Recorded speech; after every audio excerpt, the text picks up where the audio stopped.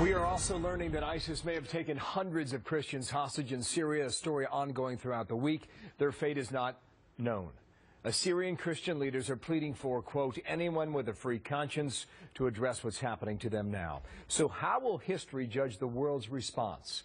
Dr. Jasser is founder and president of the American Islamic Forum for Democracy. He's author of the book, A Battle for the Soul of Islam, an American Muslim patriot's fight to save his faith, and a former U.S. Navy lieutenant commander. And Zudi, good morning to you, Doctor, live there in Washington, D.C. Now, what happens to these Christians? How does the world respond? How many are there today taken hostage? Well, there have been just this week hundreds of families displaced from Hasakeh, and now they've been moved by ISIS and taken hostage, and we pray for their souls. They are martyrs, and a genocide, a cleansing that this jihadist movement that wants to establish the caliphate, just like the cops that were beheaded in that savage video. And really, if you look at the magazine that the ISIS names itself, Dabiq is the town of which they see in their Islamic eschatology as the end of times, at the town that fought against Christians and created the land of Islam as ushering in the end of times. So are we ignoring? It's like ignoring the Mein Kampf of the Nazis, and that they've identified what they've been doing for the last year. There have been 125,000 Christians displaced in the last year alone, and the Armenians, the Yazidis, the Chaldeans, the Kurds, and dissident Sunnis like my family in Syria and others are victims of this cancer that's spreading in every town, and we're addressing it, Bill, like a whack-a-mole with no strategy, and the genocide and atrocities are going to continue. In northeastern Syria, this area you're describing here, 10 different villages.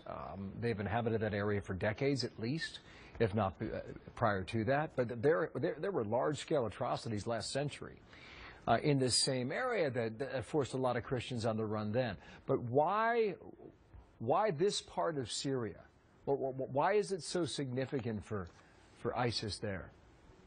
Well, because that northern part, Dabiq, which is what they see as the gateway to Christendom that they want to defeat, and they want to cleanse it, as you saw with the destruction of statues and others. They want to cleanse it because Assyrians were there long before Islam ever existed. So the name of Syria is actually a sign of the Assyrians, the Christian community that was in its history. So they want to cleanse it to accentuate the domination of the land of Islam over the land of Christianity, and what they see now is the land of war. So they're trying to do basically this genocidal cleansing in any way, not only the people, but the churches and the structures that identify as non-Muslim. On that point, this is video that came into us about an hour ago from the town of Mosul. It is obviously an antiquities area, a museum of some sort, where the sledgehammers are destroying whatever history is left there, John.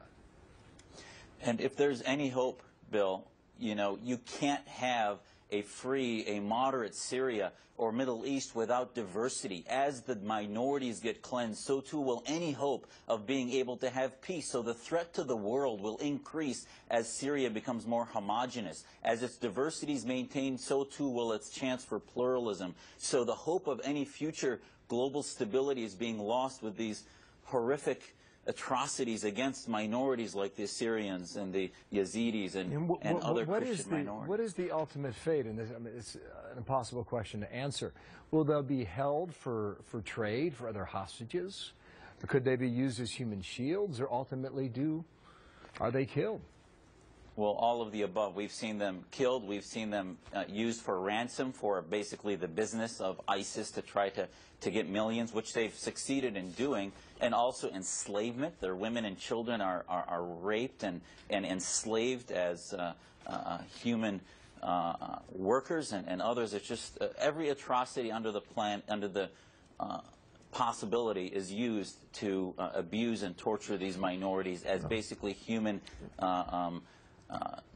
slaves for their goals.